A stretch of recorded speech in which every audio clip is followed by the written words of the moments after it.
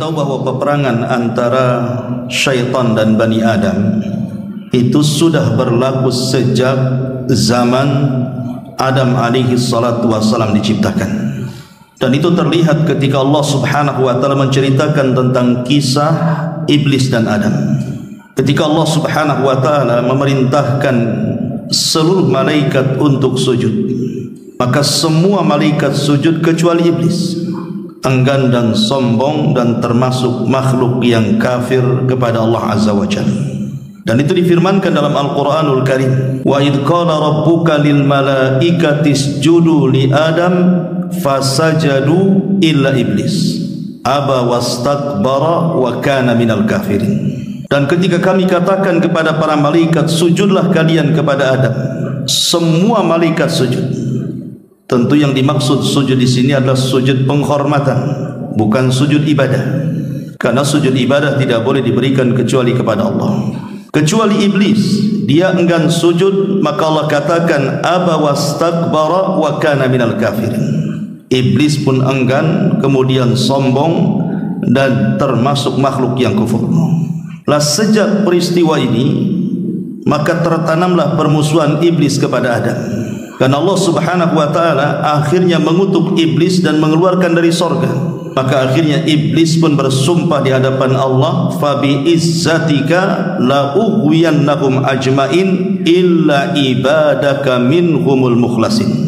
Demi kemuliaanmu ya Rabb, sungguh aku akan sesatkan mereka Bani Adam semuanya, kecuali hamba-hambamu yang ikhlas. Ma'asyiral muslimin yang dimuliakan Allah subhanahu wa ta'ala, disebutkan dalam surah Isra ayat 62, qala ara'aitaka hadzal ladzi karramta alayya la in akhartani ila yaumil qiyamah la akhtanikanna dzurriyyatahu illa qalila. Iblis pun berkata, terangkanlah kepadaku, inikah yang lebih engkau muliakan daripada aku? Maksudnya ketika Iblis tidak mau sujud kepada Adam karena dia merasa lebih mulia dibandingkan Adam. Kemudian Iblis mengatakan, sekiranya engkau memberi waktu kepadaku sampai hari kiamat, pasti aku akan sesatkan seluruh keturunan Adam kecuali sebagian kecil dari mereka. Lihat bagaimana sumpah Iblis di hadapan Allah subhanahu wa ta'ala akan menyesatkan Bani Adam sampai kiamat dibangkitkan. Bertolak dari sinilah, maka kita akan membahas tentang beberapa amalan-amalan syaitan yang berhasil setan masukkan ke dalam manusia, sehingga sebagian mereka ada yang menjadi pengikut syaitan. Kita akan bagi beberapa pembahasan. Pertama, kita akan membahas tentang madakhilus syaitan alal insan. Dari mana setan ini masuk kepada manusia sehingga manusia mengikuti jejak langkahnya. Kemudian yang kedua, amalan apa saja yang merupakan amalan-amalan yang dihiasi setan kepada manusia. Kemudian yang terakhir, kita bicara soal bagaimana caranya kita terhindar dari godaan dan waswas syaitan. Mudah-mudahan cukup waktunya karena pembahasannya panjang. Pertama, bicara tentang madakhil asyaitan. Dari mana setan ini ketika menggoda kita? Yang pertama, dari hubbud dunya wa tulul amal. Setan akan menanamkan kepada kita dengan was-wasnya supaya kita cinta dunia dan mulai panjang angan-angan. Setan tahu bahwa manusia ini diberikan oleh Allah subhanahu wa ta'ala hawa nafsu. Hawa nafsu inilah yang mendorong manusia untuk melakukan kejahatan. Artinya bahwa tanpa digoda setan pun manusia itu bisa jahat dengan hawa nafsunya. Apalagi kemudian datang setan memberikan was-was, maka itu lebih manjur lagi. Lah salah satu was-was yang diberikan oleh setan kepada Bani Adam adalah lewat kecintaan manusia kepada dunia. Sebab kalau orang sudah cinta dunia, pasti lupa akhirat. Kalau sudah lupa akhirat, dipastikan jarang ibadah karena yang dikejar dunia. Ini yang pertama. Yang kedua, al-ghadabu, dari marah yang ditimbulkan oleh kita. Nabi SAW mengatakan, innal ghadaba minasyaitan, sesungguhnya marah atau emosi itu bagian dari syaitan. Wa inna syaitan khuliqa minnah, dan setan itu diciptakan dari api. Wa innama tudfa'un nar bil mah, makanya api bisa dipadamkan dengan air.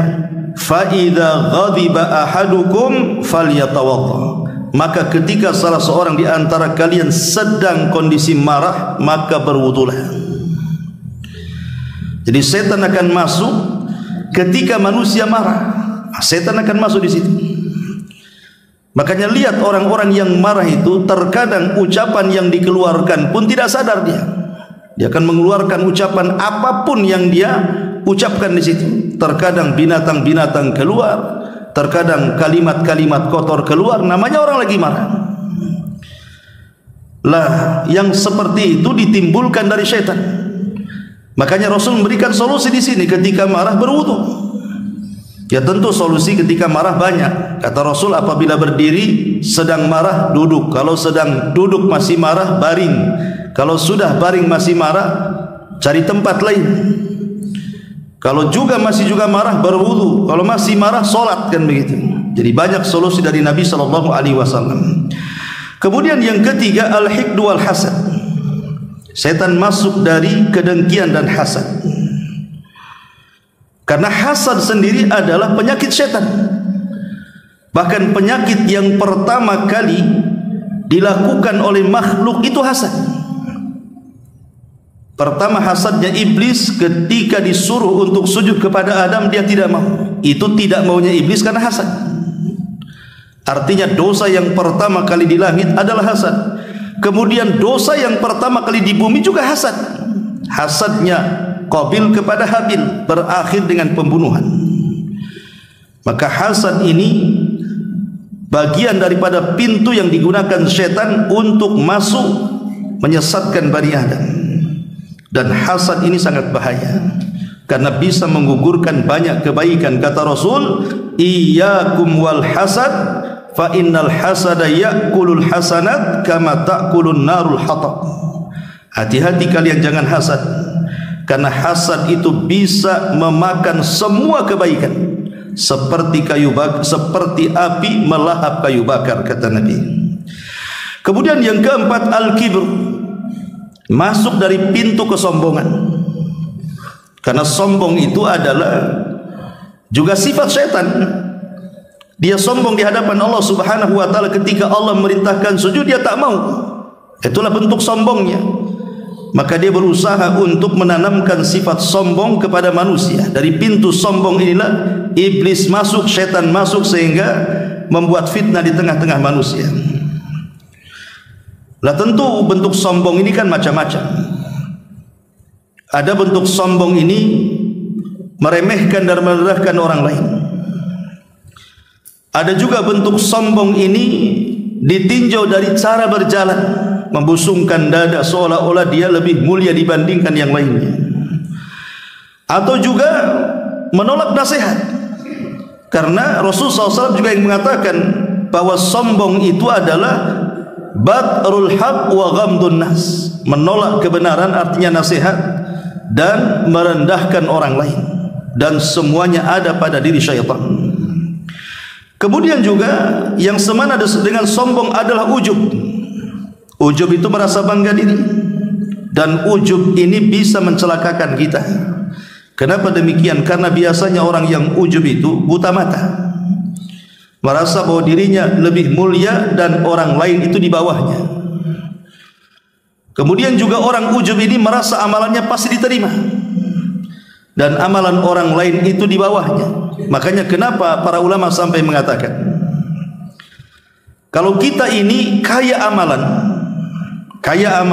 banyak beramal soleh, tapi ada ujubnya, itu tidak lebih baik daripada orang yang melakukan maksiat tapi dia takut dengan dosanya. Sampai ulama mengatakan seperti itu.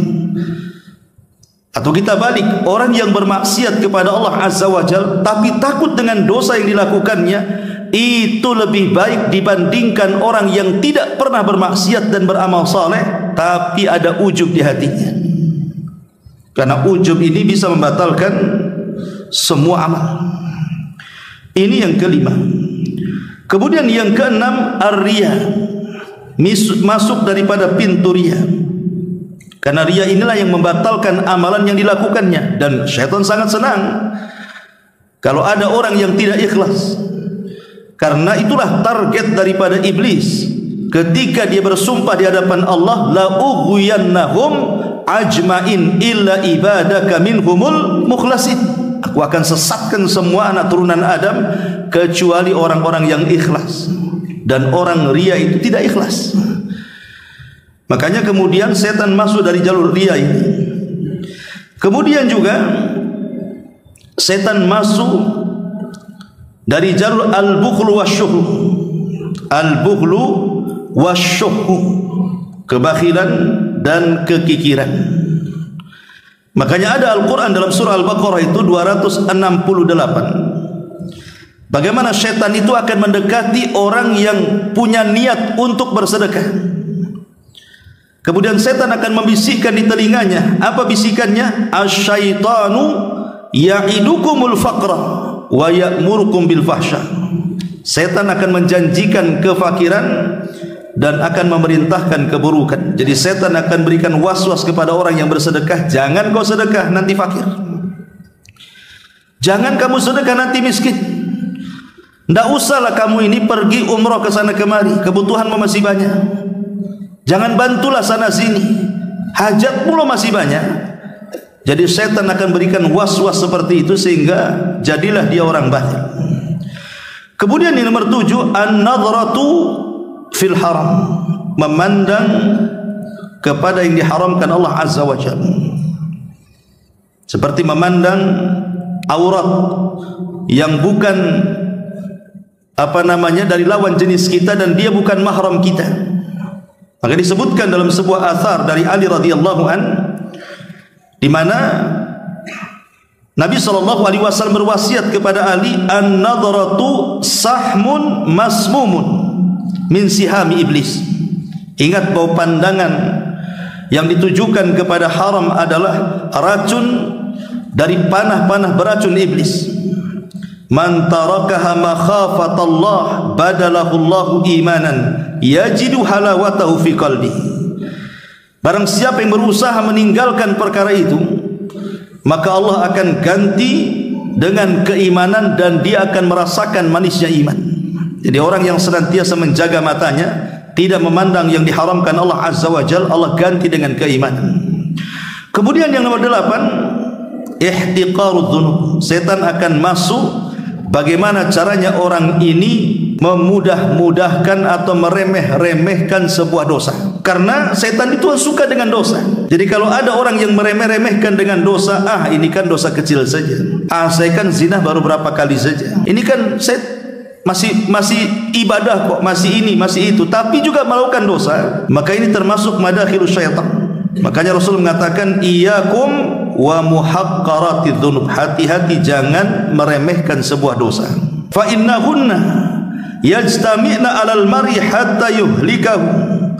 Karena kalau dosa itu diremehkan kemudian dia kumpul-kumpulkan dosanya, kata Nabi, bisa saja menghancurkan kehidupannya. Kemudian yang nomor 9, al-qunut min rahmatillah. Setan akan datang kepada kita supaya dibuatnya kita putus asa dari rahmat Allah. Karena ada orang yang merasa putus asa dari rahmat Allah Azza wa Jalla. Mungkin dosanya sudah kebanyakan, dosanya sudah banyak, sudah besar, sehingga dia berpikir kalau saya bertobat, mana mungkin Allah akan menerima dosa saya. Akhirnya kemudian setan datang di situ. Jadilah dia orang yang paling putus asa dari rahmat Allah Azza wa Jalla. Ingat, putus asa dari rahmat Allah dosanya lebih besar dibandingkan dosa yang dilakukannya. Kenapa? Karena putus asa itulah yang menghalangi dia bertobat kepada Allah Azza wa Jalla. Kemudian yang nomor 10, asyab'u, masuk dalam badan manusia yang suka makan sampai kekenyangan. Setan berikan was-was supaya makan sekenyang-kenyangnya kalau bisa. Karena biasanya orang yang sudah makan kenyang, biasanya dia akan malas. Kalau sudah malas, maka dimalaskan yang lainnya, termasuk juga ibadah kepada Allah Azza wa Jalla, dan diberikan kantuk kemudian tidur. Kemudian juga yang nomor 11, al-ajalatu, masuk dari al-ajalah, tergesa-gesa. Dalam setiap perkara tidak mikir dulu maslahat dan mafsadahnya apa, main bergerak saja. Ini tergesa-gesa itu dari setan. Termasuk juga yang nomor 12, al-israf wa tabdzir. Israf dan tabdzir. Israf itu artinya membelanjakan harta tapi berlebihan, walaupun perkara itu halal. Tapi kalau tabdzir ini membelanjakan kepada yang diharamkan walaupun yang dibelanjakannya tidak banyak. Itulah bedanya israf dengan tabdzir. Saya ulang, kalau israf ini kita membelanjakan uang kita untuk sesuatu yang dihalalkan Allah tapi berlebihan. Itu namanya israf. Seperti mamanya ada rumah tangga. Di rumah itu cuma ada 3 orang saja, dia, istrinya dan 1 anaknya. Tapi kalau dia masak 1 kampung. Akhirnya apa yang terjadi? Tidak habis makanan itu, kemudian dibuang di tong sampah. Itu namanya israf, ya. Karena uang-uang dia, beras-beras dia, lau-lau dia, yang masak juga dia, tidak ada perkara haram di sini. Tapi karena berlebihan akhirnya dibuang. Itulah israfnya di situ. Adapun tabdzir ini yang kita kenal mubadzir, itu diambil dari tabdzir. Kita sering mengatakan ini mubadzir. Apa sih mubadzir itu? Mubadzir itu membelanjakan harta untuk yang diharamkan Allah, walaupun hanya 1000 perak. Tapi kalau dibelanjakan untuk yang diharamkan Allah Azza wa Jalla, itu namanya tabdzir. Apalagi banyak.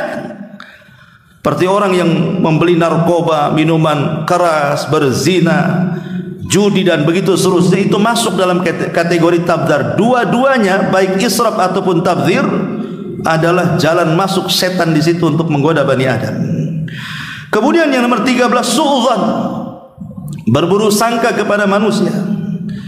Berburu sangka kepada manusia. Kita tidak boleh berburu sangka kepada manusia, tetapi harus kita memberikan udzur. Seandainya kita punya tetangga, dia seorang wanita yang suka membuka aurat. Habis isya dia keluar pakai motor, nanti subuh dia pulang. Kemudian kita katakan jangan-jangan dia pezina. Tidak boleh kita katakan seperti itu, karena kita tidak menyaksikan di lokasi. Dan buat apa juga kita ikuti dia, itu namanya tajasus. Tapi kita berbaik sangka saja. Mungkin dia punya pekerjaan yang kita tidak tahu. Tapi kalau memponis itu dasar pezina, itu tengok tampilannya aja kayak pezina, kayak pelacur dan begitu seterusnya. Sampai seperti ini saja tidak boleh dalam Islam itu. Karena menuduh wanita yang belum terbukti dia melakukan zina, kita katakan pelacur, maka Islam menghukum kita yang menuduhnya dengan 80 kali cambukan. Harusnya kita doakan, bukan kita tuduh. Kemudian juga yang nomor 14, maka syaitan akan masuk dari umumul jawari, dari keumuman anggota badan kita. Terkadang masuk ke mata kita sehingga menimbulkan penyakit ain, masuk ke hati kita sehingga menimbulkan hasad dan dengki, masuk ke kaki kita sehingga melangkahkan ke tempat-tempat maksiat dan begitu seterusnya. Itulah syaitan. Terkadang masuk juga dari jalan darah kita sehingga memberikan was-was, akhirnya hati kita cenderung untuk melakukan kemaksiatan kepada Allah Azza wa Jalla. Ma'asyiral muslimin yang dimuliakan Allah Azza wa Jalla, ada perkataan bagus daripada Imam Ibnul Qayyim rahimahullahu ta'ala. Kata Imam Ibnul Qayyim rahimahullahu ta'ala, ada 6 perkara yang termasuk daripada khutuwati syaitan, langkah-langkah syaitan, dari yang terberat sampai yang teringan. Yang pertama kata beliau, al-kufru billah. Macam mana syaitan ini membuat kita ini kufur, membuat kita ini keluar dari Islam. Entah dengan cara lisan kita mengucapkan kalimat kufur tanpa sadar kita keluar dari Islam, atau melakukan sebuah perbuatan yang tanpa sadar perbuatan itu mengeluarkan kita dari Islam. Contoh umpamanya, orang mengatakan, buat apa solat itu? Capek-capek saja. Buat apa zakat? Ngambur-ngamburkan duit saja. Buat apa haji? Uang habis, badan capek gitu. Buat apa pakai jilbab ini? Panas-panas saja. Ini namanya membenci syariat nih. Membenci syariat dengan lisannya ini kufur, bisa keluar dari Islam. Karena Allah yang mengatakan, "Dzalika bi annahum karihu ma anzalallah fa ahbatallahu a'malahum." Itulah karena mereka membenci apa yang Allah turunkan, maka Allah gugurkan semua amalannya. Hati-hati lisan ini. Atau tanpa sadar mengucapkan kalimat menghalalkan yang diharamkan atau sebaliknya. Seperti orang yang ditawarkan minuman khamar umpamanya, minuman keras, minumlah. Kemudian kita katakan, saya tak minum, tapi kalau kau mau minum ya silahkan. Kalimat kalau kau mau minum silahkan, ini kalimat kufur. Harusnya kata-katanya, maaf saya tak mau makan atau mau minum khamar karena ini haram. Kau juga jangan minum, ini khamar, ini haram. Harusnya kan begitu kata-katanya. Tapi kalau kata-katanya saya tak minum, tapi kalau kau minum ya silahkan. Ini bisa kufur kalimat ini karena tanpa sadar dia mengucapkan kalimat yang menghalalkan apa yang Allah haramkan. Menghalalkan yang Allah haramkan bisa kufur. Jadi itu juga kalimat-kalimat yang terkadang tanpa sadar. Atau umpamanya ada sebagian orang mengatakan, kita ini merdeka, boleh agama apa saja terserah. Ngapain dipaksa-paksa harus Islam? Silahkan mau Yahudi silahkan, Nasrani silahkan, kita ini merdeka sesuai dengan keyakinan kita. Tidak boleh, inna dina indallahil Islam. Agama yang paling diridhoi itu hanya Islam. Wa man yabtaghi ghairal islami dinan falan yuqbala minhu wa huwa fil akhirati minal khasirin. Siapapun yang mencari agama selain Islam tidak akan diterima. Bahkan di akhirat dia termasuk orang yang rugi. Cemana kemudian dikatakan kita ini merdeka milih agama? Itulah pemahaman yang digaung-gaungkan oleh orang-orang liberal. Itu kekufuran, itu tidak boleh. Jadi kata Imam Ibnul Qayyim, terkadang manusia itu dibuat bagaimana caranya dia kufur, keluar dari Islam tanpa sadar. Atau kalau tidak bisa, kata dia, an yuqi'ahu fil bid'ati. Kalau tidak bisa dikufurkan, maka tingkatan yang kedua adalah diusahakan bagaimana dia melakukan sebuah bid'ah, hal yang tidak pernah diajarkan Rasul dibuat oleh kita. Caranya seperti itu. Membuat hal-hal yang tidak pernah diajarkan Nabi SAW kemudian kita buat. Maka Nabi SAW mengatakan, iyyakum wa muhdatsatil umur. Hati-hati dari perkara-perkara yang baru. Fa inna muhdatsatin bid'ah, karena perkara baru itu disebut bid'ah. Dan bid'ah itu amalan yang tidak pernah dikerjakan di zaman Rasul, kita kerjakan pula hari ini, kemudian dinasabkan ke dalam agama. Tapi kalau tidak bisa, kata Imam Ibnul Qayyim rahimahullahu taala, an yuqi'ahu fi kaba'iri dzunub. Cemana orang ini karena dibuat syirik tak bisa, dibuat bid'ah tak bisa, dibuat dia melakukan dosa besar, dibuat dia berzina, dibuat dia minum khamar, dibuat dia judi, dibuat dia ghibah, dan begitu seterusnya. Tapi kalau tidak bisa juga, imannya kokoh, maka yang keempat, an yuqi'ahu fi saghairi dzunub, dibuatnya dia melakukan dosa-dosa kecil, memandang aurat ya yang bukan mahramnya. Dan ini banyak dengan adanya medsos ini kan, hari-hari kita pandang aurat tuh. Memang kita tidak memandang di jalan-jalan di mall, tapi ada di handphone semua.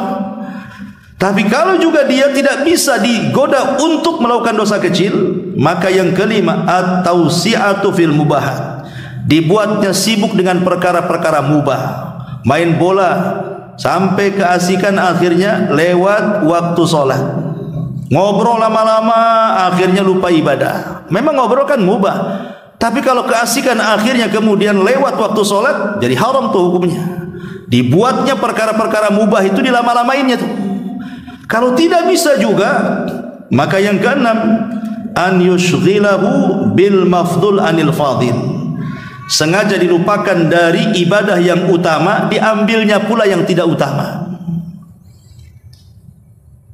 Seperti banyak orang-orang yang kemudian meninggalkan sesuatu yang utama, tapi yang tidak utama dia lakukan. Ada orang yang tidak puasa, tidak sholat wajib, tapi dia puasa Ramadan pula. Kan aneh itu. Salat tidak, tapi puasa iya. Padahal yang menentukan diterima puasa itu salat wajib itu, kan begitu. Faman saluhat salatuhu saluha sairu amali.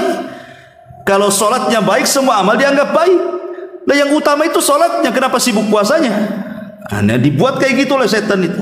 Cari yang tidak utama, kemudian ditinggalkan pula yang utama. Nah, ini diantaranya kata Imam Abdul Qayyim, inilah 6 langkah yang konkret yang dilakukan setan untuk menyesatkan Bani Adam.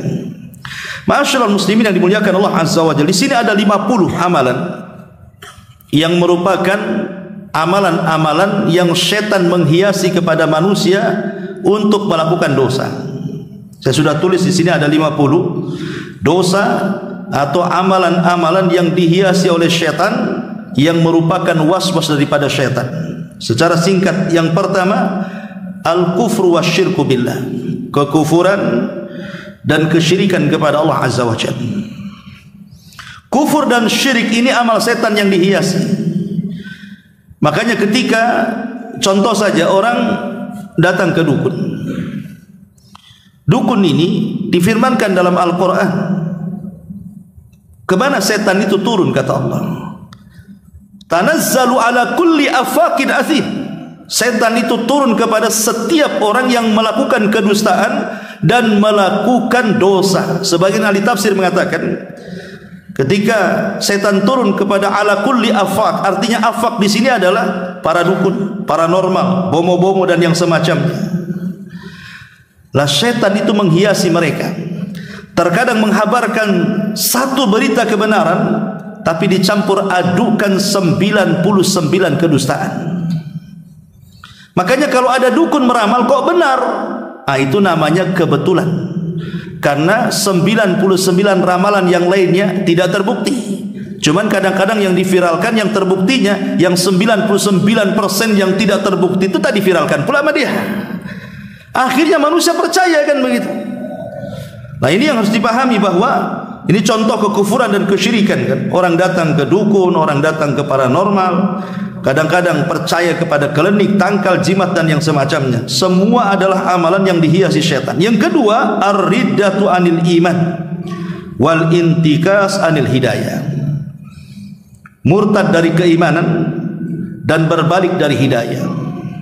Ada orang-orang itu, subhanallah, Allah subhanahu wa ta'ala pada awalnya memberikan hidayah kepada dia, salatnya rajin, Islamnya kuat gitu. Tapi dengan berjalannya waktu, lama-lama kemudian mulai meninggalkan salat. Lama-lama tidak pernah hadir di majelis tadi. Belakangan terakhir murtad pula dia.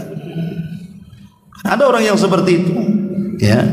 Karena bagaimanapun ada satu kisah dalam Al-Quran itu, namanya kisah Bal'am ibn Ba'urah. Bal'am ibn Ba'urah itu seorang ulama. Itu bukan orang biasa, ulamanya Bani Israel.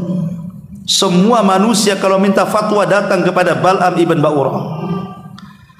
Tapi ketika kemudian ditawarkan dunia oleh kelompok Amalikoh itu, supaya dia mendoakan keburukan kepada Nabi Musa dan para pengikutnya, awalnya tak mau dan marah. Bagaimana mungkin aku mendoakan kepada seorang Nabi dengan keburukan, katanya. Aku tak mau.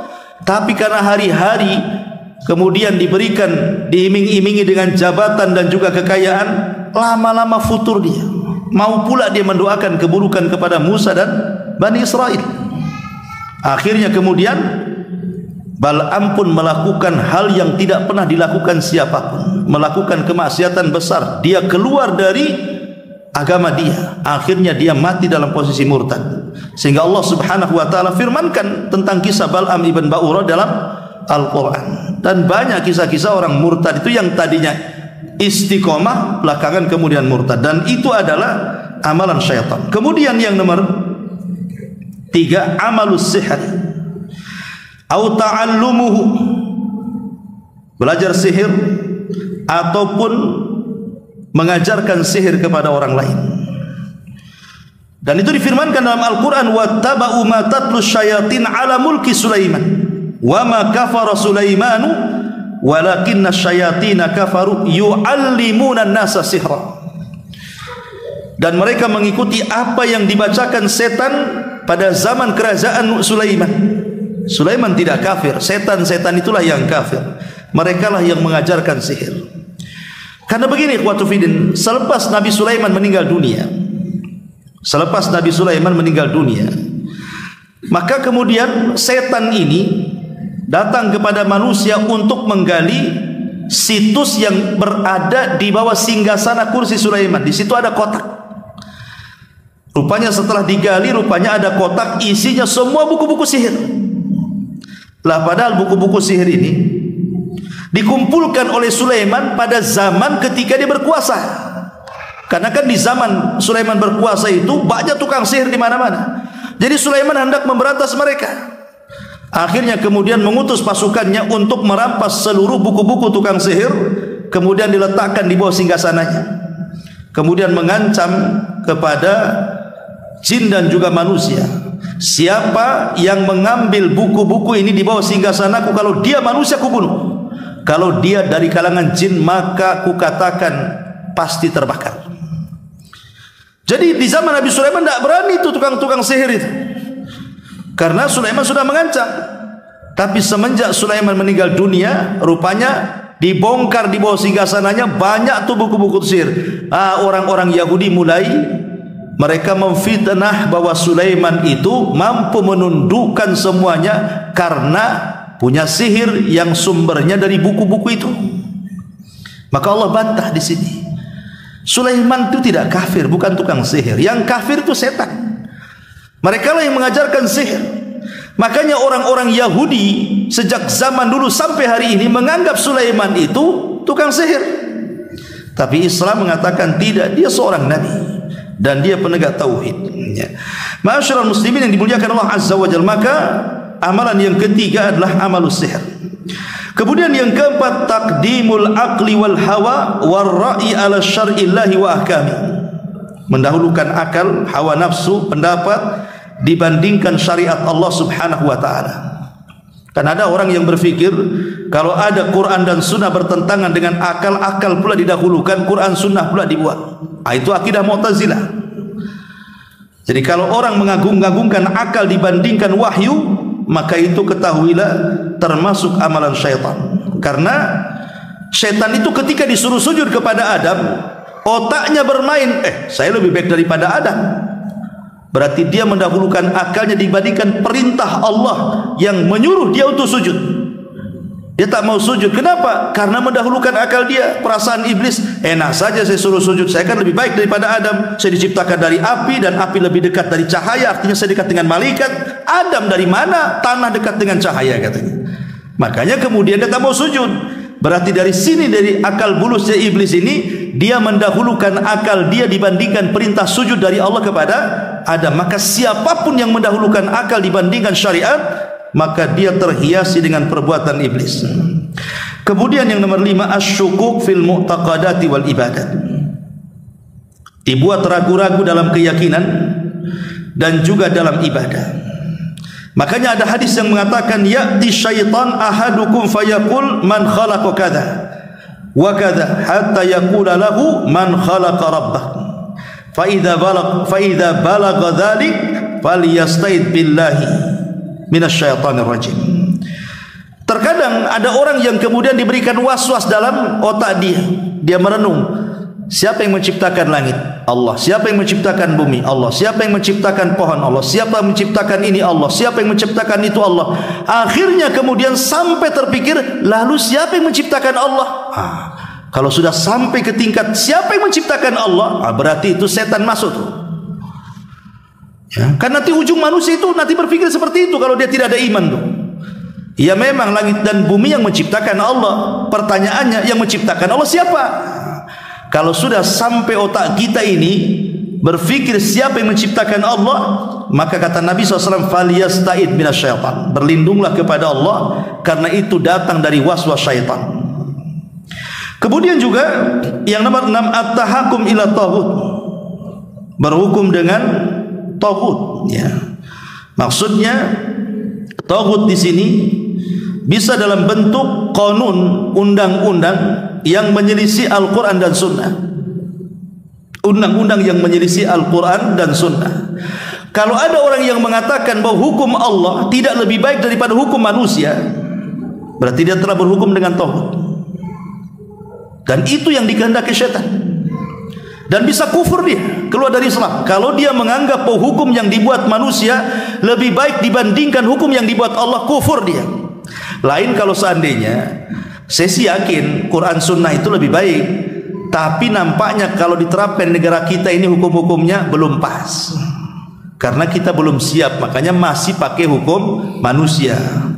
Maka ini tidak sampai kufur, ini fasik saja. Ya. Tapi kalau dia terang-terangan mengatakan bahwa tidak layak, Quran Sunnah tidak relevan lagi, apalagi kemudian hukum rajam ini sadis sekali ini. Ini tidak baik, bagus hukum ini saja, ini lebih adil. Menurut dia kufur, keluar dari Islam dia. Itu at-tahakum ila taghut. Ya. Kemudian yang nomor 7, mufaraqatu ahli sunnati wal jamaah, keluar dari pemahaman ahli sunnah wal jamaah.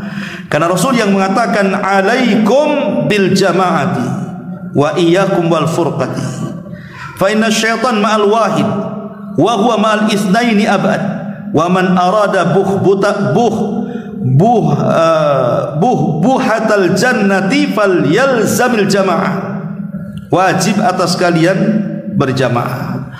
Berjamaah di sini artinya ikut orang ramai pemerintah, ikut pemahaman pemerintah kita. Jangan sampai kita terpisah dari pemerintah, apalagi sampai kemudian memberontak.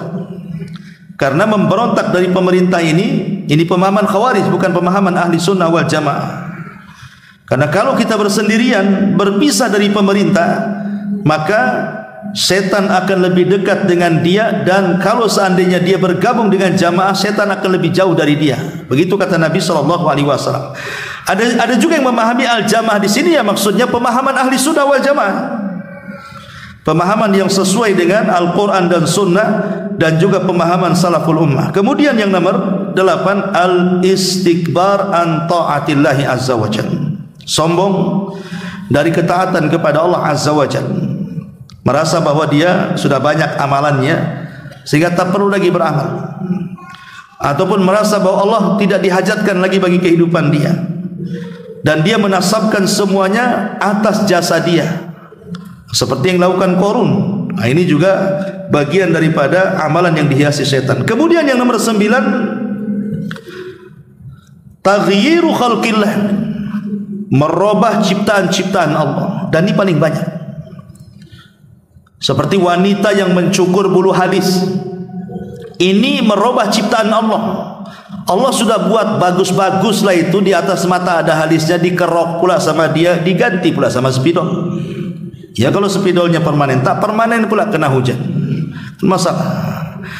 Kemudian juga ada orang yang mengikir gigi, giginya sudah bagus tapi dikikir gitu ya. Kalau sekarang ini ada zaman bekel, semua orang pakai bekel. Untuk apa bekel itu? Kalau wanita menggunakan bekel untuk kecantikan, kecantikan untuk siapa? Makanya kenapa dilarang, tidak boleh mengikir gigi itu, kecuali kata para ulama, boleh seseorang itu merapatkan gigi kemudian meluruskan gigi dengan bekel dan yang semacamnya, kalau memang ada unsur kesehatan. Contoh umpamanya giginya renggang, kalau makan rupanya keluar pula dari renggang gigi itu entah satu nasi gitu kan, loncat dari situ. Nah, itu bukan begitu gigi manusia. Asal gigi manusia ya rapat, sehingga kalau dirapatkan nggak masalah. Atau ada penyakit-penyakit yang kata dokter harus dibegitukan giginya, nggak masalah. Tapi gigi sudah bagus-bagus, tidak ada masalah dengan gigi, sudah rapat, makan pun sudah tidak ada masalah. Kemudian dikikir gigi itu, ini bagian daripada merubah ciptaan Allah. Ataupun mentato, ya, mentato badan itu bagian daripada merubah ciptaan Allah. Kan hari ini kan banyak orang yang bertato itu. Setahu saya dulu orang yang bertato itu orang Cina, agamanya di luar Islam, terserah dia. Sekarang orang Melayu banyak pula yang bertato. Orang Cina sudah ngapus tatonya, dia nambah tato pula. Ini kadang-kadang aneh ya.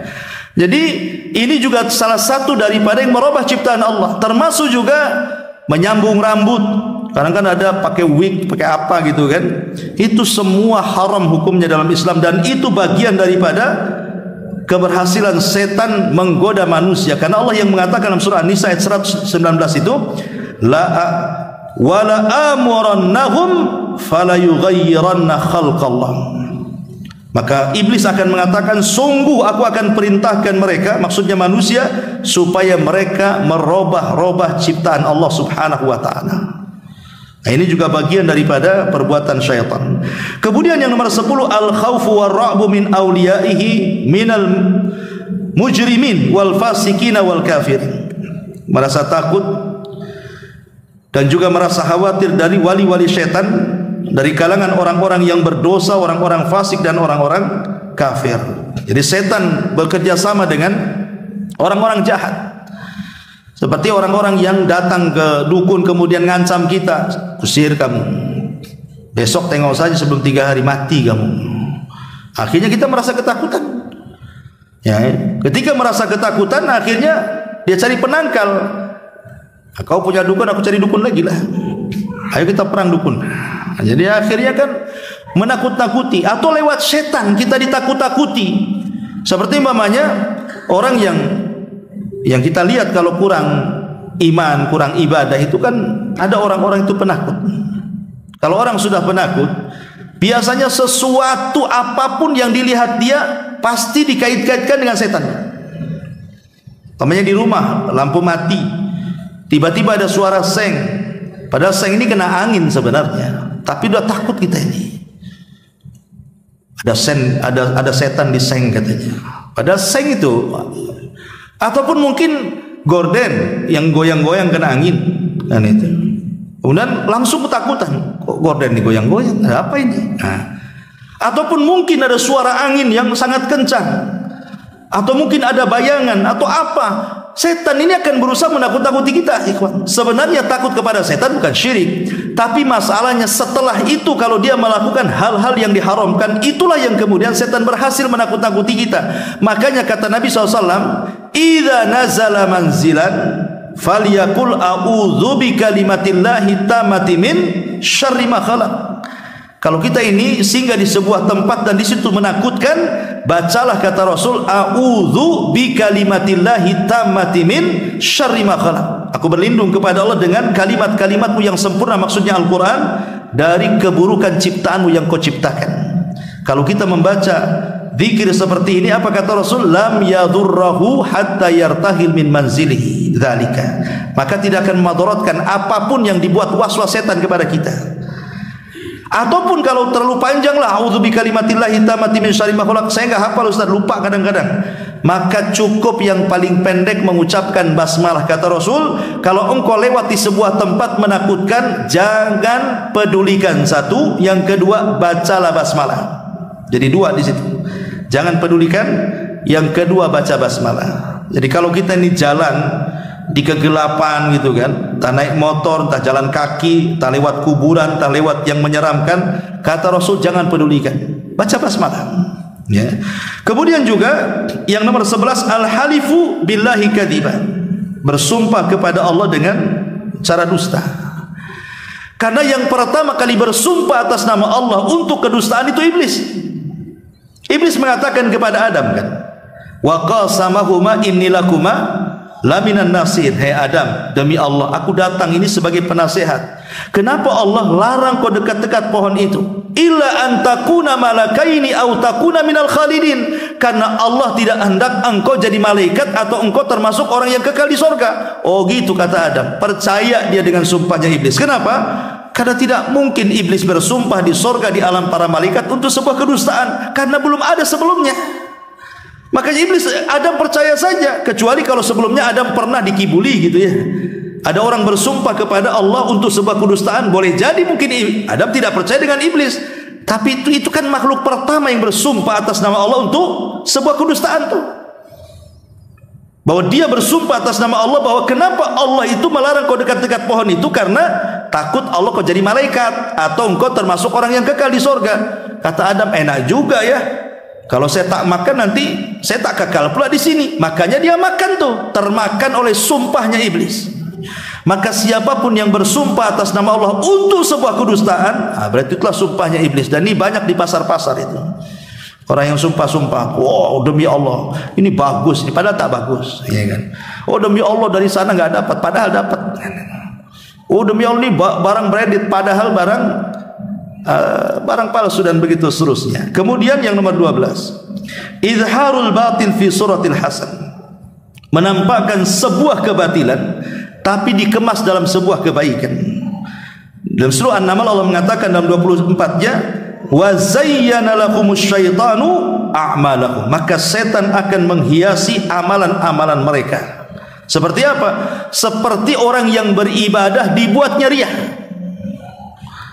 Awalnya sih setan itu kan tidak melulu memerintahkan kita untuk berbuat maksiat, untuk memberikan was-was, zina sana, khamar sana, judi sana, ghibah sana, dusta sana. Tidak melulu untuk memerintahkan sebuah keburukan setan. Terkadang setan itu menggoda dari kita itu, disuruhnya kita ibadah.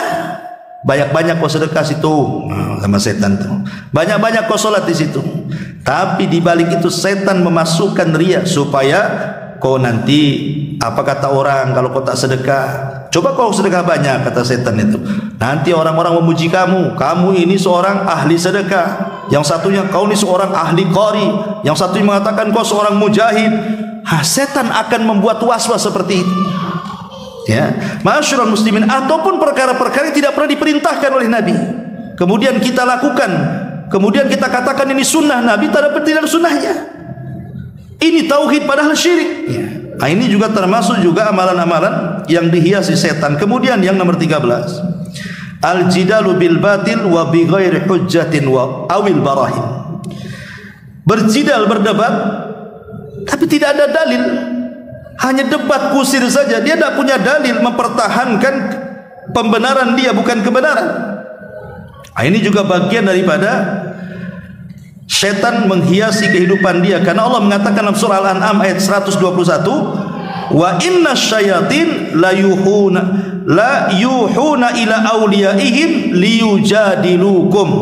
Sungguhnya syaitan akan mewahyukan kepada para walinya supaya mereka berdebat dengan kalian. Jadi debat yang tidak ada hujahnya, tidak ada dalilnya, menangeyelnya saja, maka itu bagian daripada syaitan menghiasi amal kita. Kemudian yang nomor 14, al-qawlu 'ala Allah bighairi ilmin. Mengucapkan sesuatu, dinasabkan atas nama Allah tapi tanpa ilmu. Seperti orang yang berdakwah, mengajak manusia tanpa ilmu, akhirnya yang diajak dia sesat, menyesatkan manusia. Karena seperti itu, seperti contohlah yang sekarang lagi viral gitu ya, yang sudah saya bahas tentang siapa itu Mama Gufron gitu ya, yang makoli nggak jelas tuh, dinasabkan ini sabda Nabi katanya. Nabi bersabda, inna makoli rahmati, dan begitu seterusnya. Itu lafadznya begitu, bukan bahasa Arab, bahasa makoli kan. Coba antum cek tuh hadis yang dibaca Mama Gufron itu dalam kitab-kitab induk. Kan ada Sahih Bukhari, Sahih Muslim, Abu Dawud, Tirmidzi, Ibnu Majah, Tabrani, macam-macam kan itu. Coba ada enggak lafaz nama makoli dalam kitab-kitab induk tuh? Enggak ada. Satu kitab pun tak ada. Hatta hadis maudhu pun tak ada. Tapi dia karang sendiri. Kemudian disampaikan kepada umat. Ini ini bagian daripada amal-amal syaitan, kawan. Ya, tidak benar. Alhamdulillah sekarang MUI bersuara. Kalau kemarin-kemarin MUI diam saja, sekarang sudah bersuara ini, ya kan? Bahkan sudah ada pemanggilan lagi. Alhamdulillah. Memang enggak usah dibiarkan kayak gini nih. Negara kita ini aneh. Setiap ajaran sesat ada aja pengikutnya. Yang ngaku nabi pun ada pengikutnya. Kemudian yang nomor 15, an-naumu an salatil fajrihinna yusbihul insan. Tidur sehingga tidak melaksanakan salat fajar sampai pagi. Di dalam sabul hadis Nabi SAW mengatakan, jadi Abdullah ibn Mas'ud radhiyallahu anhu mengatakan, disebutkan di sisi Nabi SAW, rajulun nama lailatan, ada seorang laki-laki tidur di malam hari, hatta asbah, sampai pagi lewat subuh. Maka Rasul mengatakan, dzaka rajulun bala syaitanu fi udhunaihi, itulah orang yang dikencingi kedua telinganya setan. Kalau ada orang yang kemudian bablas subuh, bangun jam 7, bangun jam 8, berarti dua telinganya penuh dengan kencing setan. Sebenarnya para ulama mengatakan, apa yang dimaksud bala syaitan, kencing setan itu maksudnya apa? Ada yang mengatakan maksudnya setan itu bukan kencing beneran kayak kencing kita, tidak. Maksudnya setan menyumpal di telinga kita ini supaya kita akhirnya menolak hidayah. Dibuatnya kita menolak hidayah, menolak panggilan Allah Azza wa Jalla. Ya. Ada juga yang mengatakan bahwa maksudnya ya secara hakikat memang setan itu mengencingi telinga kita sehingga kita tidak terdengar azan. Ada juga yang maksudnya setan hendak menghinakan kita. Dengan cara apa? Mengencingi kedua telinga kita. Setan hendak merendahkan kita sementara kita ini lebih mulia dibandingkan iblis. Tapi ada orang-orang yang mau dihinakan dan mau terhina dengan syaitan dengan cara apa? Dia tak bangun subuh. Anehnya tak marah pula dia dikencingi setan tuh. Coba kalau saya yang kencingi, apa enggak ditabok saya itu? Tapi kalau setan yang mengencingi, kok tak ditabok pula setan itu? Malah nyantai aja, besok dikencingi lagi, besok dikencingi lagi coba. Karena aneh di sini. Jadi orang yang kemudian lewat sholat fajar, hakikatnya maka dia dikuasai setan di sini. Termasuk yang nomor 16, adamu adaitis salati ma'a jama'atil muslimin. Jarang sholat berjamaah. Ini juga bagian daripada penghias daripada syaitan. Kemudian yang nomor 17, al-abathu fi sholati, main-main dalam sholat. Main-main dalam sholat. Ini juga termasuk syaitan menghiasi amalan dia. Kemudian juga musabaqatul imam, mendahului imam dalam sholat. Imam belum ruku sudah ruku, imam belum sujud kita pula sudah sujud duluan. Yang jadi imam siapa sebenarnya? Ya. Maka ini juga termasuk daripada perbuatan syaitan, karena Rasul yang mengatakan alladzi yahfadz wa yarfa qabla al-imam innama nasiyatuhu biyadi syaitan. Orang yang merendah dan meninggi sebelum imam sesungguhnya tengkuknya dikuasai setan, kata Nabi. Bahkan solatnya tidak sah. Ya, harus diulang. Kemudian yang nomor 19, kasratul waswas fi shalah. Banyak waswas dalam solat, takbir tak jadi-jadi, Allahu Akbar enggak jadi lagi, Allahu Akbar. Jadinya kalau imam sudah ruku baru mantap takbirnya karena takut ketinggalan satu rakaat. Ini kan repot. Ya, apa yang membuat Anda waswas coba? Ya, kemudian yang nomor 20, al-mururu baina yadayil musalli idza kana yusalli li sutratihi. Jangan lewat di depan orang salat. Kadang-kadang kita ini memudah-mudahkan lewat depan orang salat itu. Kalau salat jamaah enggak apa-apa. Ya, umpamanya salat jamaah nih, antum di sop yang kedua atau sop yang ketiga, tiba-tiba batal kentut, keluar dari jamaah melewati orang yang sedang salat tidak ada masalah. Kenapa? Karena sutrohnya imam, sutrohnya makmum itu sutrohnya imam. Asal jangan lewat depan imam aja. Tapi kalau dia sedang salat sendiri, salat sunnah, habis selesai salat wajib, itu kan kadang-kadang banyak orang-orang awam yang tidak tahu sutroh. Kadang-kadang salat menyebarkan di mana-mana. Ya kalau yang paham pasti dia cari tiang atau cari tembok, ya kan? Atau cari orang yang duduk, kemudian dia jadikan orang yang duduk itu sutroh dia. Tapi banyak orang nggak paham di situ. Kadang-kadang sholat centang perenang di mana-mana kan. Lah kita ini jangan sampai lewat depan orang sholat. Cari, tunggu. Kalau memang bisa ditunggu dia sampai selesai baru lewat. Kalau bisa di belakangnya, di belakangnya. Tapi kalau tidak bisa, tunggu dia sampai selesai. Kecuali kalau ada hajat mendesak, kata para ulama, boleh kita melewati orang sholat, tapi diperkirakan 3 hasta. Satu hasta segini, satu ini satu hasta nih namanya ini. Nah, 3 ini kita perkirakan 3 hasta, 1, 2, 3, sebelah situ baru lewat. Itu maksudnya. Kalaupun harus lewat, karena ada hal yang mendesak. Tapi kalau masih ada jalan lain, cari jalan lain. Jangan melewati orang sholat. Karena Nabi SAW mengatakan dalam sebuah hadis, kalau ada orang yang sholat, cegahlah dia. Kalau dia tidak mau juga dicegah, maka perangi dia, fa innahu syaitan, karena dia adalah setan, kata Nabi. Ya, maka ini pentingnya sutrah dalam salat. Kemudian juga yang nomor 21, wujudu farajin baina as-sufufis shalah. Ada tempat-tempat renggang dalam salat itu. Harusnya ketika kita ini salat, imam kan sudah, sebenarnya setiap imam pasti akan mengingatkan kita kan, sawu sufufakum, kata imam, luruskan saf-saf kalian, rapatkan. Hampir saya dengar semua imam ngomong begitu itu. Makmumnya tak mau dengar, padahal imam sudah ngomong begitu. Luruskan saf kalian, rapatkan saf kalian. Setelah bersaf centang perenang itu, kadang-kadang ada terlalu jauh untuk satu orang padahal bisa tuh. Ya. Jadi harusnya dirapatkan saf ini. Karena kalau sampai tidak rapat, maka setan akan menerobos dari situ sehingga mengganggu imam, kata Nabi SAW. Kemudian juga yang nomor 22 masih dalam solat adalah al-iltifatu fi shalah. Suka nengok-nengok dalam solat. Ini termasuk amal setan. Kata Nabi SAW, huwa ikhtilasun yakhtalisuhu syaitan min salatil abdi. Orang yang suka tolah-toleh nengok-nengok dalam solat itu, dia sedang dicuri kehusuannya oleh setan. Ulama mengatakan, kalau kita sedang berdiri, ada dua pendapat. Pertama, arahkan wajah kita ke tempat sujud. Arahkan wajah kita ke tempat sujud. Ini pendapat Imam Syafi'i, Imam Ahmad dan Imam Malik. Tengok ke tempat sujud. Tapi ada juga yang mengatakan ke depan, dari pendapat Abu Hanifah. Ya, karena dimanapun arah berada, disitulah wajah Allah. Ya, jadi cuma dua, ke tempat sujud atau ke depan pandangan kita ketika solat ini. Tapi ada orang solat itu nengok sana. Kalau ada cicak kawin ditengok dia kadang-kadang. Ini orang ini sudah dicuri kehusuannya oleh syaitan. Maka fokus ketika solat saat berdiri. Kemudian juga yang nomor 23, jam'ul mal min haramin wa infaquhu fi haram. Mengumpulkan harta dari jalan yang haram, diinfakkan pula dari jalan yang haram. Saya katakan bahwa orang yang mencari nafkah itu kan ada 4 kelompok ya. Pertama, orang yang mencarinya dengan cara yang halal, diinfakkannya pun dengan cara yang halal.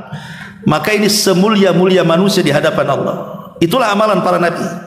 Ya. Yang kedua, artinya ini yang pertama ini selamat dari pertanyaan. Karena kan pertanyaan di akhirat itu kan cuma 2 ya. Tentang harta itu, min aina iktasabahu wa fima anfaqahu, dari mana kau dapat, ke mana kau belanjakan. 2 pertanyaan harta itu. Kalau dia mendapatkan dengan cara yang halal, selamat dari pertanyaan yang pertama. Kalau dia kemudian membelanjakan ke yang halal, selamat pula dari pertanyaan yang kedua. Selamat dia dari hisab tentang harta. Tapi ada orang yang kedua, dia cari dengan cara yang halal, tapi diinfakkannya pula ke yang haram. Lelah letih dia cari uang, udah ada gajian beli khamar pula mabok dia, berzinah pula dia, berjudi pula dia. Berarti selamat dari pertanyaan yang pertama, dari mana kau dapat harta? Oh, saya kerja ya Rabb. Tapi kemana kau belanjakan? Selamat tak? Selamat dia yang kedua. Ya. Kemudian yang ketiga, ini ada orang yang mencari harta dengan cara yang haram, tapi dibelanjakan ke yang halal. Korupsi untuk pembangunan masjid. Ya. Kayak Robin Hood tuh kan, mencuri untuk fakir miskin. Ya, iya boleh. Yang kedua dia lolos, yang pertama tak lolos. Dari mana kau dapat? Mencuri ya Rabb. Kemana kau infakkan? Kasih makan anak yatim. Pertanyaannya, diterima enggak tuh? Tidak diterima. Karena Rasul mengatakan, innallaha thayyibun la yaqbalu illa thayyiban. Allah itu baik, tidak akan menerima kecuali yang baik-baik. Ya. Tetapi yang kuadrat dosanya itu, sudah cara mencarinya haram, dibelanjakan pula untuk haram. Dapat judi untuk mabok. Ini kan kuadrat tuh. Karena dapatnya juga haram kan, dibelanjakannya pula haram. Ya. Maka ini semua amal setan. Kemudian juga yang nomor 24, adamu infaqi amwali fi sabilillah khaufan minal faqri.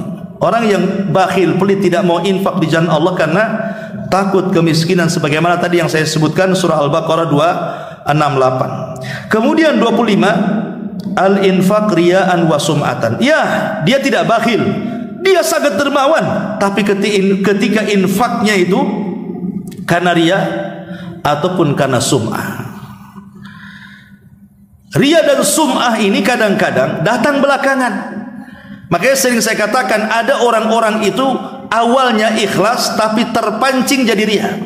Awalnya ikhlas jadi terpancing jadi sum'ah. Makanya menjaga keikhlasan itu bukan hanya ketika bersedekahnya, tapi seterusnya. Contoh umpamanya ini, dia sudah sedekah nih ke muhajirin 20 tahun yang silam, dia sudah sedekah ke muhajirin di sini. Artinya kan dia ikhlas, diterima. Dia setelah 20 tahun nggak pernah kedatang ke sini, dia sholat di sini. Ngomong sama kawannya, dulu loh saya juga ikut infak loh di sini. Padahal 20 tahun yang silam loh. Nggak pula disebut-sebut. Coba kalau tidak disebutkan sudah diterima. Ya. Atau yang sering contohkan umpamanya, saya infak nih ke pengurus ini. Ini saya infak untuk pembangunan masjid. Baik Pak. Siapa namanya? Oh, enggak usah. Tulis saja Abdullah katanya di situ. Oh ya baik Abdullah. Besoknya infak lagi, tulis lagi Abdullah. Adalah 10 Abdullah. Kemudian ada tetangganya mengatakan, Pak, Bapak ini kaya. Itu masjid tak jadi-jadi. Tolonglah bantu. Kau tak tahu tuh Abdullah itu siapa? Ini yang bahaya nih. Ini kalau sudah kayak gini ini ria kepancing namanya. Atau sum'ah juga bisa. Kita ini sudah ikhlas sebenarnya, tidak mau orang tahu, tidak mau orang dibicarakan. Tapi gara-gara ada kawan diinfak di tempat yang sama, rupanya kemudian takmir masjid ngomong, Bapak kenal si Anu? Kenal, itu tetangga saya katanya. Iya, dia suka infak kemari, Masya Allah, dia kalau infak itu tidak mau disebut namanya. Akhirnya tetangganya ngomong, saya dengar kau suka infak ke muhajirin ini. Ah, siapa bilang? Itu pengurus yang ngomong. Masa sih? Iya. Yang benar iya. Waktu ngomong Pak Imam hadir nggak di situ? Ada. Pak Ustadz ada juga di situ. Dikejar sama dia.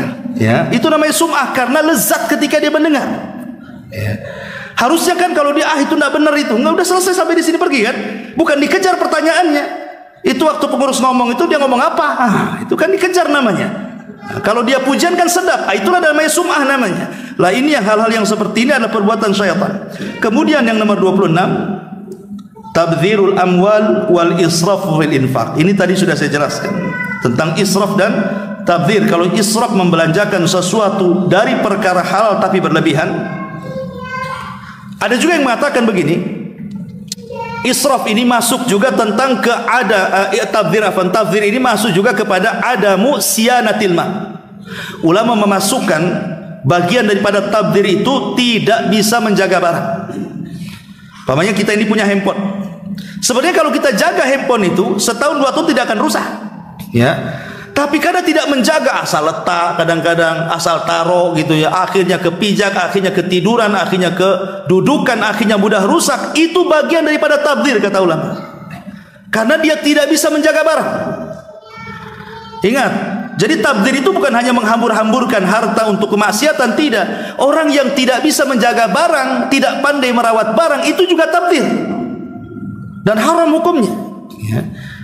Sampai seperti itu ya para ulama. Kemudian juga yang nomor 28 tahwinu nomor 27 kullu ma da'aka ila fi'li maksiatin aw tarki ta'ah. Setiap yang mengajak kamu untuk melakukan kemaksiatan atau meninggalkan ketaatan, maka itu bagian daripada gangguan syaitan juga. Pokoknya ada kawan ngajak, ini mau ke masjid, toto datang kawan, ayo kita ke mall lah katanya. Tak jadi ngaji, hanya ke mall. Ya. Kemudian ada orang yang mau bersedekah, nanti dulu lah, jangan pakai uangnya, saya perlu, boleh nggak? Nah, jadi ada orang yang berbuat baik, dia kemudian halang-halangi, ataupun hawa nafsu dia yang menghalang-halanginya kan gitu.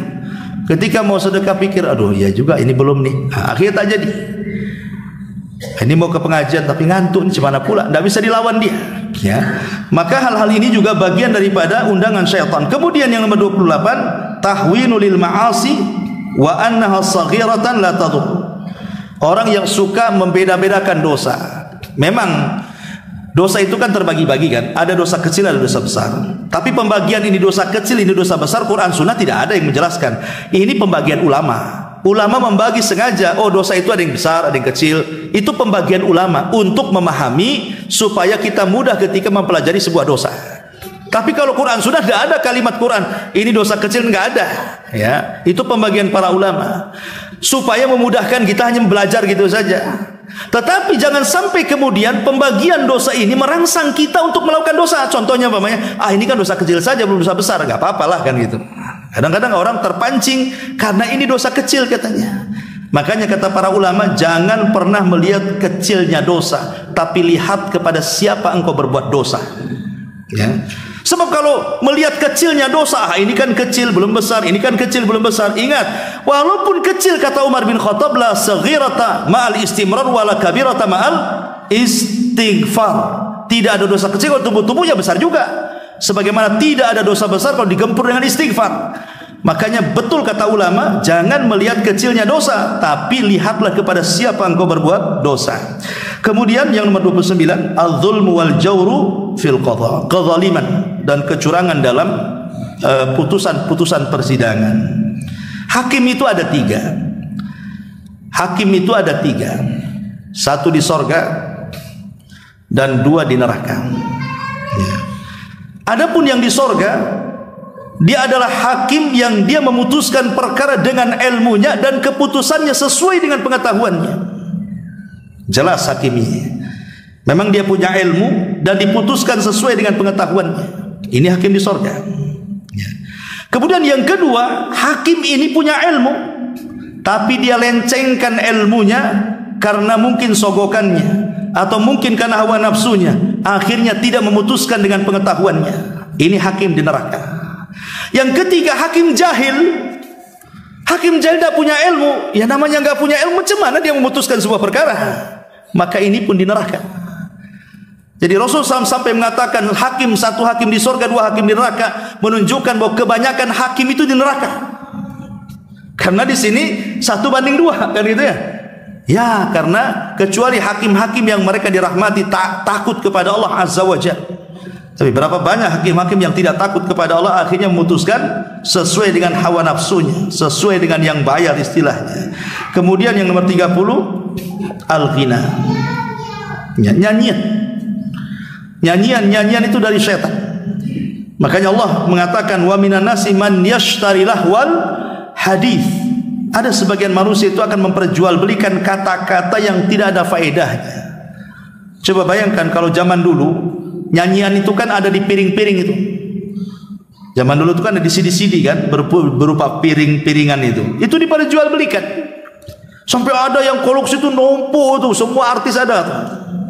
Entah berapa duit dia keluarkan kan. Hanya untuk mendengar kalam yang enggak ada faedahnya, yang kalau kita dengar pun ada pahalanya di situ. Lain kalau kita dengar Quran walaupun kita tidak baca masih dapat pahala. Atau dengar orang yang berdakwah dalam piringan itu, walaupun kita ini tidak bisa berdakwah, dapatlah kita ilmu dia. Lah kalau nyanyian di situ ngapain? Oh ya Ustaz, ini saya bisa, bahkan ada orang yang bernyanyi kita bisa meneteskan air mata. Rupanya apa? Lagunya sama dengan kehidupan saya Ustaz.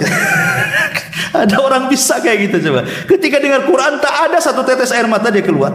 Kan aneh gitu ya. Nah ini juga itu sebenarnya gangguan dari setan. Dan ingat, Quran dengan lagu, dengan nyanyian itu tidak akan ketemu. Wallahi tidak akan ketemu. Yang namanya Quran dengan musik itu nggak akan ketemu. Orang kalau suka Quran dibencikan musik. Orang kalau suka musik pasti benci Quran. Yakin itu. Ya. Ma'asyiral muslimin yang dimuliakan Allah Azza wa Jalla. Ini yang nomor 31, al-khuruj minal baiti li ma'siyatillah. Keluar dari rumah dalam rangka bermaksiat kepada Allah. Saya teringat dengan kata-kata Buya Hamka bagus sekali. Jadi dia safar ke luar negeri. Negeri itu sebenarnya dikenal dengan tempat maksiat kepada Allah Azza wa Jalla. Ya. Tetapi kata Buya Hamka, selama aku berada di hotel situ, kata dia, dan aku jalan-jalan, nggak pernah aku dapati hal-hal yang sangat buruk, yang terbayang bahwa itu adalah negeri maksiat, pasti banyak pelacuran, pasti banyak ini. Nggak ada, kata dia. Nggak saya dapati. Kenapa rahasianya, kata Buya Hamka itu? Karena niat saya ke situ lillah. Tapi coba kalau niat saya ke situ untuk bermaksiat, pasti dapat. Orang kalau safar tujuannya maksiat pasti dapat. Kan dicari-cari itu, akan diantarkan sama setan sini. Saya kasih tahu, itu tempat maksiat. Tapi kalau niat safarnya karena Allah, walaupun di situ mungkin ada dekat, mungkin tempat lokalisasi, tempat judi, tempat apa, pasti Allah akan tutup soalnya nggak tahu di mana tempatnya. Makanya niat karena Allah ketika safar itu penting, supaya tidak ditunjukkan keburukan. Tapi kalau niatnya memang ada terbentik sedikit untuk maksiat, Allah tunjukkan tempat maksiat itu. Makanya ini juga bagian daripada gangguan setan. Kemudian juga yang nomor 32, at-tafarruq bil qulubi wal abdan. Orang berpecah belah. Ya, baik badannya tidak mau ketemu, hatinya apalagi saling menjauh. Maka perpecahan ini banyak terjadi antar pengurus masjid, antar pengurus yayasan, antar organisasi, macam-macam kan itu. Kadang-kadang nggak jelas masalahnya apa kadang-kadang. Orang menghajar itu kan ada waktunya, boleh 3 hari, lebih 3 hari tak boleh. Boleh kita ini tidak sapaan, boleh, cuma 3 hari. Lebih 3 hari kalau tidak sapaan, tidak memulai dengan salam, bisa berdosa kita. Seperti mamanya kita bermasalah dengan istri kita, boleh, tidak ada masalah, tidak cakap, tidak ngomong dengan istri kita, tapi jangan lebih dari 3 hari. Kalau lebih dari 3 hari antum sengaja tidak bicara, berdosa. Ya, karena kalau dalam rumah tangga itu kan ada step-stepnya. Nasihat dulu, kalau tak bisa ya tadi pisah ranjang, tak mau ngomong. Kalau tidak bisa ya dipukul, pukul pun harus jelas maslahatnya. Kalau dengan memukul berubah, pukul. Kalau dengan dipukul tak berubah, ngapain dipukul? Gak ada gunanya pukulan itu, nyakiti dia saja. Ada arte kan itu, nggak boleh. Nah, ini juga bagian daripada syaitan. Kemudian yang nomor 33, at-ta'zim lil makhluk. Lebih memuliakan makhluk dibandingkan Allah, dan ini banyak, termasuk kita lah kadang-kadang. Kalau seandainya antum nih ajudannya wali kota, Pak Wali ngomong, saya dari Jakarta datang ke Batam jam 3 malam, tolong jemput saya. Kira-kira dijemput nggak tuh? Dijemputlah, mobilnya pasti dibersihkan, diwangi-wangikan, dia pun tak tidur juga tuh, takut kebablasan kan itu ya. Itu perhatian kepada Pak Wali Kota. Tapi di waktu yang sama jam 3 Allah itu turun. Yanzilu Rabbuna ila sama'id dunya fi kulli thuluthil lailil akhir. Allah itu turun ke langit dunia pada sepertiga malam akhir, dan itu setiap malam Allah mengundang kita supaya bangun, berdoa Allah akan kabulkan, minta ampun Allah akan ampuni, mintalah sesuatu Allah kasih pemberian kita. Setiap malam kita disuruh bangun di sepertiga malam. Ya ndak bangun juga. Kalau jemput Pak Menteri ya pasti bangun saya. Lah mana lebih utama, Pak Menteri ataukah Allah? Ya Allah itu pencipta Pak Menteri. Nah kadang-kadang seperti itu. Kita ini mungkin dalam Quran itu namanya mutaffifin namanya. Wailun lil mutaffifin, celaka orang yang suka mengurang-urang takaran dan timbangan.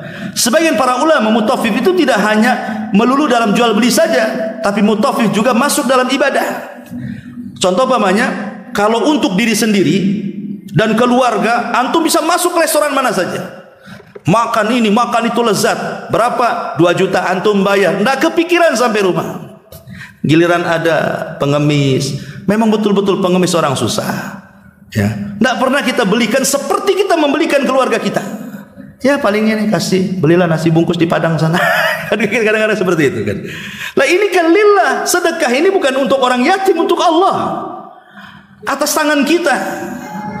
Nah ini kadang-kadang kan kita tidak bisa membedakan tuh.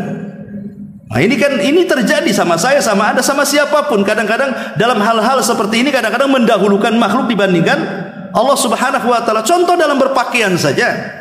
Kadang-kadang kita sholat ini asal-asalan pakaian kan. Tapi ketika menghadap orang penting kadang-kadang pakaian harus rapi itu. Kenapa tidak waktu sholat rapihnya? Yang jelas-jelas Allah lebih utama, harus dihormati dibandingkan makhluk-makhluknya. Lah ini karena setan yang menghiasi. Lah kemudian juga yang nomor 34, at-tanajil itsnan duna tsalits. Kalau kita sedang bertiga, yang sedang bertiga, 1 orang Sunda, 2 orang Padang.